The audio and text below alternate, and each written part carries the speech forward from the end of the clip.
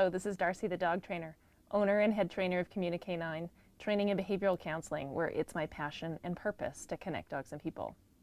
And today I want to teach you one of two exercises that will get your dog listening better to you without actually doing any work with your dog. Now I'm going to start by telling you a little story here of a client that I was working with recently. We'll call her Brianna. She's a lovely client and has a really lovely dog, young dog, adolescent. And I noticed that every time she gave him a command, it sounded more like a question. Everything in her tone of voice, she would use her higher pitched throat voice, and her body language indicated that she didn't actually expect the dog to listen. And when I asked her about this, and I said, hey, did you notice that when you talk to him, you actually don't sound like you expect that he's going to do what you tell him to do? And she said, that's funny because my horse trainer tells me the same thing. So this is a pattern for her. And of course, when you show up in your relationship with your dog or with anybody, and you communicate in a way that reflects to the other that you don't really expect much from them, guess what you get in return? Not much from them.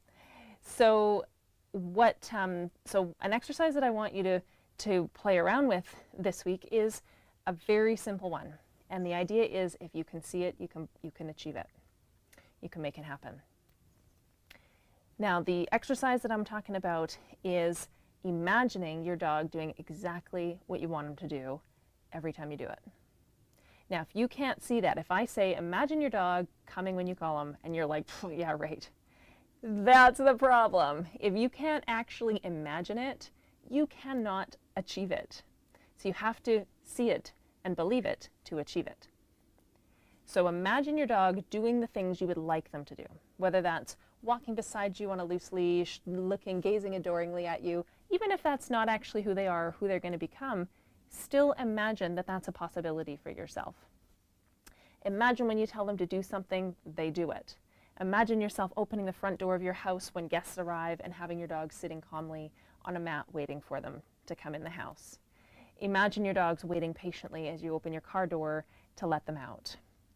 Imagine your dog walking up to another dog and being friendly and polite.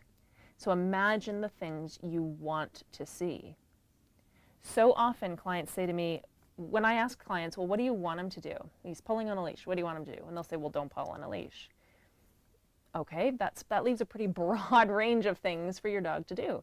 So if you can't actually imagine what it is you want from your dog, you aren't going to be able to get it, because if you don't know what it looks like for him to be good, how's he supposed to know? So that's the first exercise. Next week I'm going to teach you another one that's just as important, totally different. Well, similar but different. And so what I want you to do though when you're doing this exercise is make sure that you can really viscerally in your body feel it. So you're going to see it, imagine what it looks like for your dog to do what you ask him to do, and then notice how it feels in your body to have him or her listen to you. So that's really important. You've got to be able to actually feel it. And what I will bet will happen is as you practice this, spend a couple minutes every day, maybe first thing in the morning, right before you get out of bed, or last thing at night, right before you go to sleep. And 2 to 3 minutes at a time, just really imagining what it is you'd like your dog to do. And I will put money on it that your body language and your tone of voice, the way you communicate, the way you show up in that relationship with your dog is going to change. And they might be subtle changes, but they're going to be changes that your dog clearly notices. All right? So you have to believe it to achieve it. I'll see you next week.